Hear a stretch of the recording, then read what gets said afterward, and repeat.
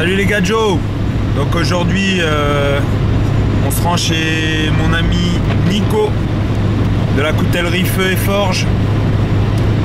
Donc comme je vous en ai parlé, comme je vous en ai touché un mot sur le groupe Facebook, on est sur un projet de conception de 3 couteaux bushcraft. Donc là j'ai les plans avec moi, enfin j'ai les dessins que j'ai faits, les croquis. Et puis on va aller discuter un petit peu avec Nico, voir ce qu'on peut fabriquer ensemble. Je suis très excité. Voilà, j'espère vous faire partager au mieux cette journée. Et voilà, je vous dis à tout à l'heure. Ciao. Bon bah ça y est, nous voilà chez Nico. Donc là ça parle couteau, hein, comme vous pouvez voir. Il y en a pas mal sur la table. Hein. Et voici mon ami Nico. Salut Nico. Bonjour tout le monde. Bon bah très heureux de faire ta rencontre. De même. Et puis Nico, quand il accueille quelqu'un, il blague pas. Hein. Voici mon cadeau du jour. Un superbe couteau fait main par un super coutelier. Super sympa, super. Donc merci Nico. Je t'en prie, avec plaisir. Voilà. Donc Nico, alors, si tu devais partir avec un seul outil de ton atelier, tu partirais avec quoi? Choix difficile. Bah, l'enclume, forcément. Bon, un peu lourd à porter sur le dos, bien sûr. Ouais. Mais oui, l'enclume. Tu peux forger avec une enclume et puis un petit peu de bois et ainsi de suite en soufflant dessus, mais le backstand, si t'as pas d'électricité, ça va pas le faire. Ok, tu peux nous faire un petit tour de ton atelier rapide? Oui. Ma bête, avec le marteau principal dont je me sers. Ok. Celui-ci. Sinon, après, quand on veut commencer à aller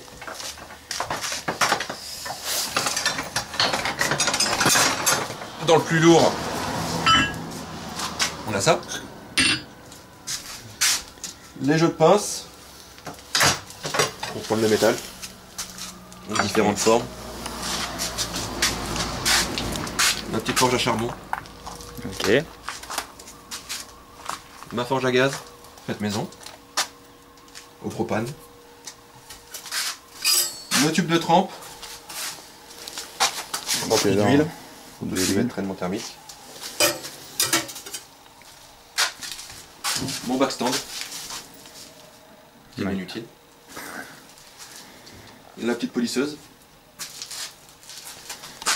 La perceuse colonne et puis après les serrures diverses et puis tout ça. Nickel. Et le travail en cours. Ok. On voit que c'est un adepte des activités médiévales, hein, comme on peut voir. C'est comme ça que ça s'appelle? C'est ça. Le petit bouclier, ça revient. Un petit bouclier qui apparemment a déjà servi. Quelques chocs. A déjà pas mal servi. Et puis voilà, après on a aussi... que ça aussi c'est un élément incontournable. Quand tu fais la soudure à l'arc. Un autre... c'est une meule à polir, c'est ça, non? Là-bas dans le coin. Oui, c'est un petit tour à polir. Tour à polir. Dessus, ça pour affûter sur les comme med. D'accord. Et puis le charbon. Au niveau du charbon pour le barbecue de cet après-midi. Et puis voilà. Oui, parce que ce midi on va faire griller un petit peu de bidoche. Hein. Avec du charbon de bois. Hein. Voilà, avec du charbon de bois. Le charbon de forge, ça va pas le faire. On va avoir mal sinon. Mais le barbecue, ça va être ça, hein, je crois. Ça va être ça. D'ailleurs, on va pas tarder à le monter. Hein. D'être bien sûr des formes et puis tout ça.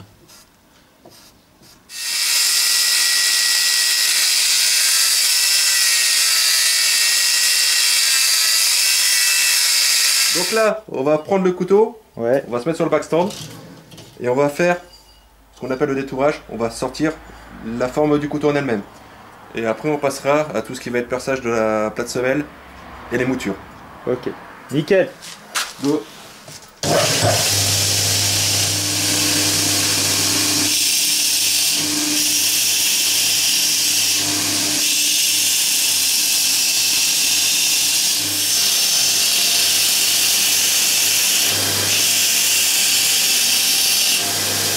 Bon alors voilà, je viens de terminer la première forme. Non, je rigole. Nico a fait la première forme. Donc Au niveau de la prise en main, c'est vraiment pas mal. Donc c'est plus gros que ce qu'on avait prévu à la base. Là c'est un premier jet déjà et vous voyez que la forme commence à être vraiment sympa. Nico, on a faim. Nico, Ça on vient, a ça faim. vient, ça vient. Nico, on a faim.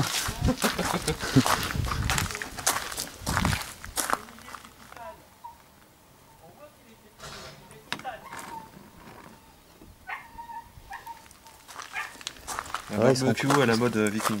Bon, le viking a lancé le charbon, le barbecue.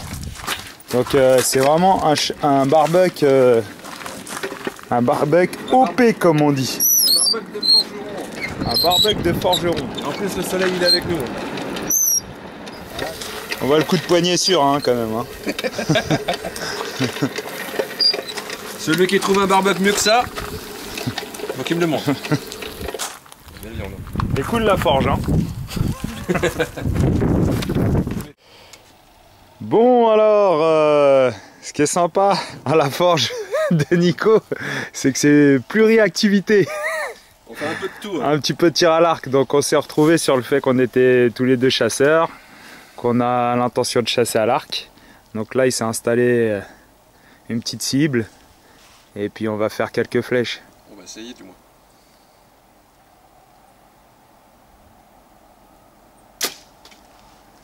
C'est dedans. Yes. Nickel. Tu vas voir. Ah ouais, je la vois. Bon.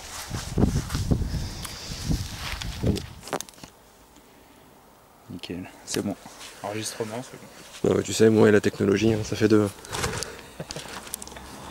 Bon, faut de la force là. 60 un livres. peu surpris tout à l'heure, mais Un là, petit, maintenant. un petit 60 livres.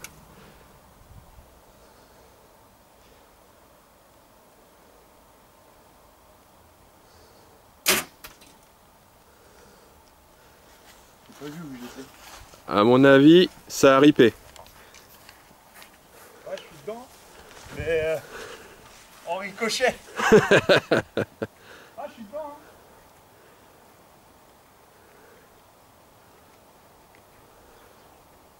Il est mort mon sac de sable. Non, Morad, celle-là c'est la mienne. Ah, c'est la tienne. Mais non. Je te jure.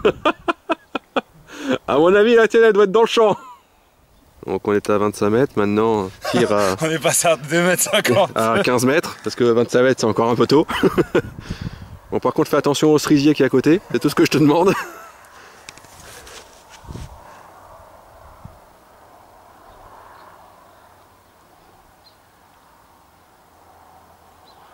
Arrête de trembler. Au-dessous. En dessous? Ouais. Ouais, bien.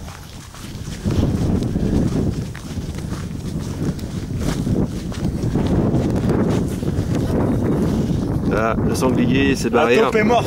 Il est parti. Je l'ai eu cette taupe.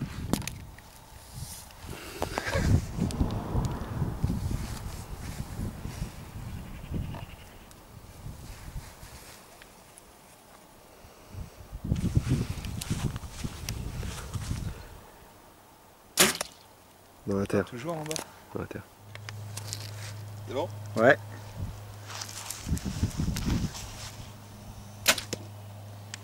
Ça c'est fait. Yes. Encore une? Ouais. Alors c'est quoi? Alors c'est le rouge? T'es où? T'es au-dessus? Dedans, pile poil. Pile poil? Ah, c'est moi qui...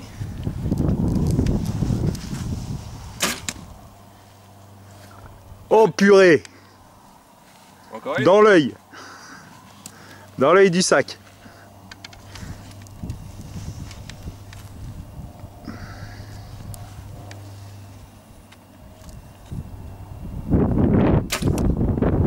Yes.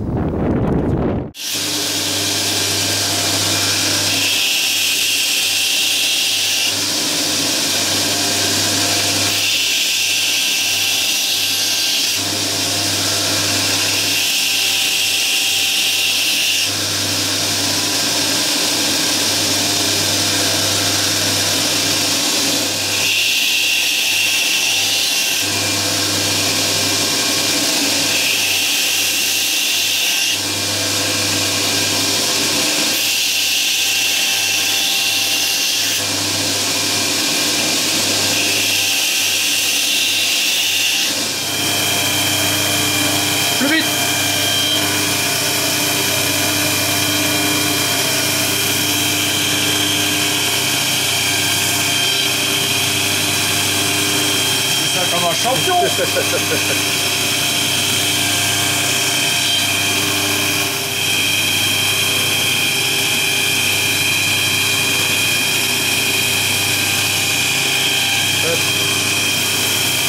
a l'air pas mal.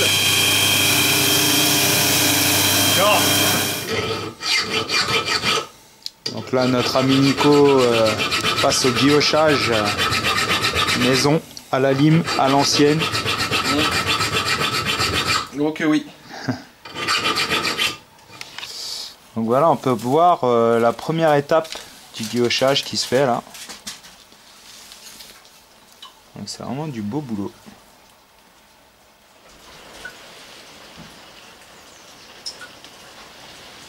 Un petit peu ce que ça donne. La signature de Nico.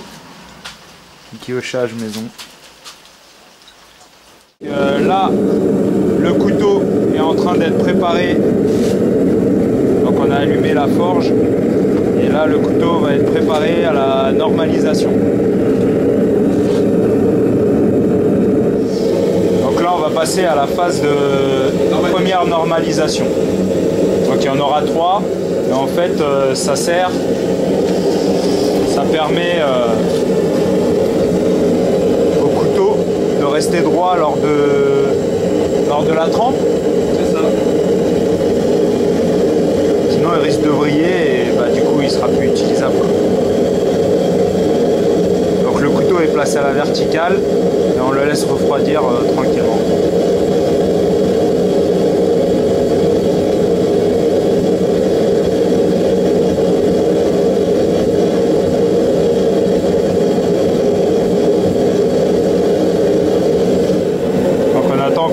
Soit bien rouge, bien vif, et après on va passer à la deuxième normalisation. On va pouvoir la faire.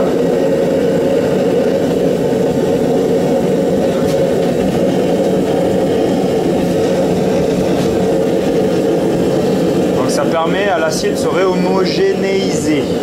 De le détendre. Ça permet à l'acier de se détendre. Avec toutes les tensions internes pour éviter que ça casse, et que ça se déforme. Donc ça permet d'enlever toutes les tensions internes pour éviter que ça casse en fait. Que ça casse, que ça se déforme, etc. Donc là, Nico est en train de faire chauffer une barre de manière à ensuite la mettre dans l'huile pour monter l'huile en température.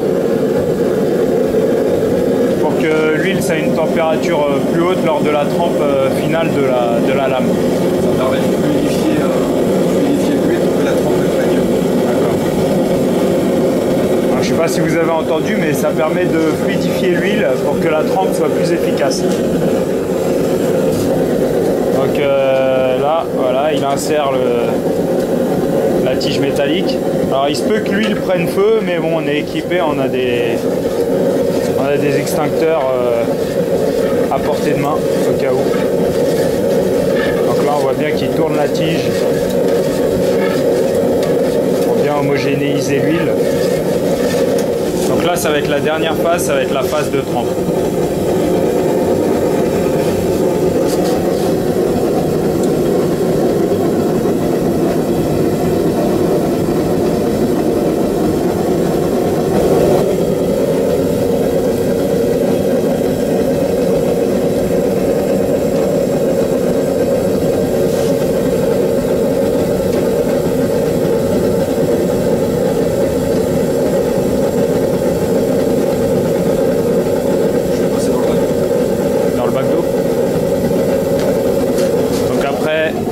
D'huile. Nico passe la lame dans le bac d'eau. Pour finir de la refroidir. Pour finir de la refroidir. Et elle est trempée. Et elle est trempée. Normalement. Là on peut voir l'intérieur du four. Donc Nico est parti préparer de la pâte pour faire des cookies. Qu'on va venir ensuite insérer à l'intérieur. Ah oui, hein, faut le rentabiliser le four. Hein. Il va être rentabilisé à tous les temps. Donc là, Nico est en train de vérifier au son. Je crois que c'est ça. Hein. À l'accroche. À l'accroche. Pardon. Voir si ça si, voilà, si ça entame le métal et si la trempe est bien réalisée ou pas. C'est good. C'est good. Il n'y a plus qu'à mettre au four. Ça c'est fait. Alors, on en profite que le couteau est en train de cuire, que les cookies sont en train de cuire. Les cookies. Pour rajouter un petit peu de texture sur le manche du SZ5 que je viens de recevoir. Donc c'est un manche en G10 que je trouve pas assez texturé par rapport au Micorta qui a beaucoup plus d'accroche. Donc Nico m'a gentiment proposé, enfin c'est moi qui lui ai proposé plutôt, de le texturer. Donc sur ce modèle. Voilà, ça s'appelle des toxifications. Donc très joli manche en Pepperstone, entre parenthèses. On va voir ce que ça donne. Allez au boulot Nico. Go. Faire attention de ne pas couper encore un doigt, hein. Ah ouais, hein, le aisé ça coupe. Hein. Quelle idée de faire un couteau coupant, franchement. Je vous jure.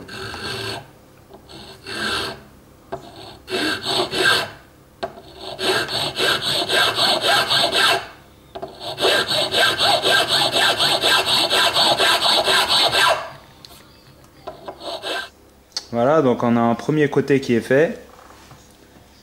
Donc on a essayé le manche. Il y a vraiment un changement tout à fait notable et appréciable. Donc ça laisse augurer de bonnes choses pour la suite.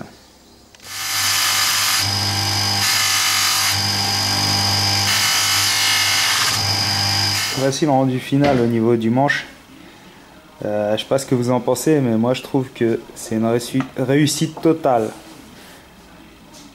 Alors, franchement, le couteau, il a pris du cachet. En plus, au niveau du grip, c'est incomparable. Il a goûté au sang. Il a goûté au sang de Nico. Les petits doigts de Nico. Et un grand merci à lui. Hein. Franchement, Nico, t'assures, Nico. Nico, t'es au top. Comme toujours.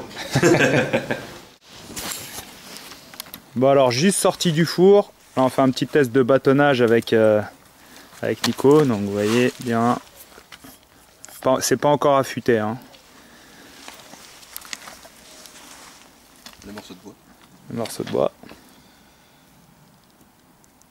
Donc vous voyez que c'est une section... Bon là on est à... Ouais 8, ouais 7, 8, 10, 7, 8 cm. Affûter c'est difficile. Mettre comme ça, tac.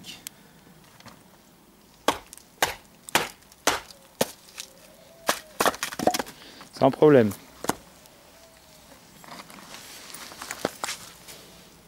Nickel.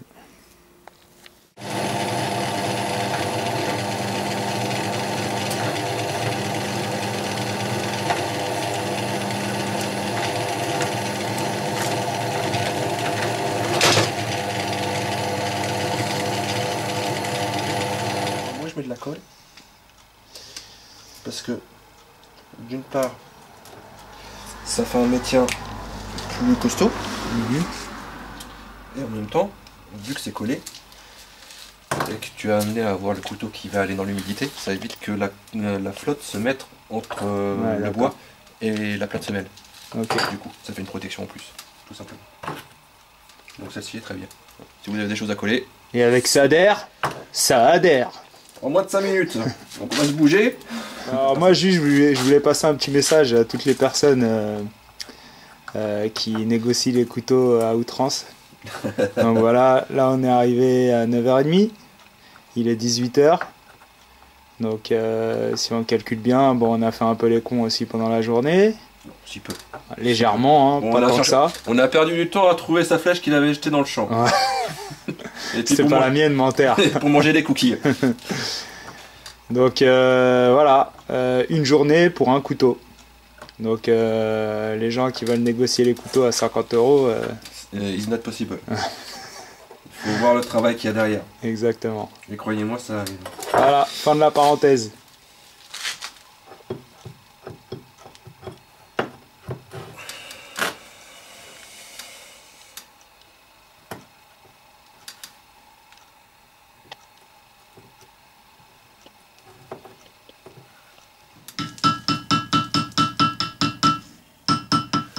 Bon, alors Nico va vous présenter quelque chose de toute beauté. Oh, toute beauté, quand même. Je fais attention au tranchant. Voici le couteau officiel en collaboration avec la coutellerie Feu et Forge et Panam Bushcraft. Donc on va se mettre sous la lumière, peut-être on va un petit peu mieux voir. Donc ça c'est ce qui va être le couteau Bushcraft. Je vous rappelle qu'on va sortir 3 couteaux. Donc ça c'est le couteau de milieu de gamme. Donc c'est le bois, c'est du Bocotte. Bois de Bocotte. Émouture Scandivex. La taille on est à 12 cm de lame je pense. Hey, 12,5 12 cm de lame pour une longueur totale de 24 cm. 23,5. Donc il y a un beau bébé et un tranchant du feu de Dieu et un dos de lame de 6 mm en acier O2. Donc le guillochage sera en option par contre. Donc ça c'est le modèle perso qui va servir à faire les tests. Voilà. Et on a également un dos de semelle avec un angle à 90 degrés pour le Fire Steel. Bien évidemment c'est pas le produit définitif. Donc là il va passer au banc d'essai maintenant et puis on va voir ce qu'il a dans les boyaux. Bon, visiblement, ce qu'il y a eu tout à l'heure. Ouais, on a déjà deux belles coupures. Ouais, déjà 2. Une avec le tien, une avec celui-ci. Voilà. Donc, moi je suis vraiment super content du produit. On voit bien le petit logo là, Feu et Forge. Passe-moi ta caméra, nickel. maintenant tu vas le présenter. Et un petit peu pour changer. Voilà. Attends. Donc la tenue en main, voilà. C'est un couteau, pour moi qui est assez ajusté. Je pense avoir une main moyenne. Super belle forme pour moi. Un bon finger choil ou garde si vous préférez. Je pense qu'on fera aussi un petit travail après pour permettre un travail en puissance avec une meilleure une meilleure forme, plus ergonomique, voilà, au niveau du pouce certainement. Mais voilà, c'est vraiment un beau produit je pense et j'ai hâte de l'essayer. Donc ceci clôt cette journée de forge. Je vous souhaite une bonne soirée. Je vous dis à bientôt sur la chaîne de Panam Bushcraft. Ciao.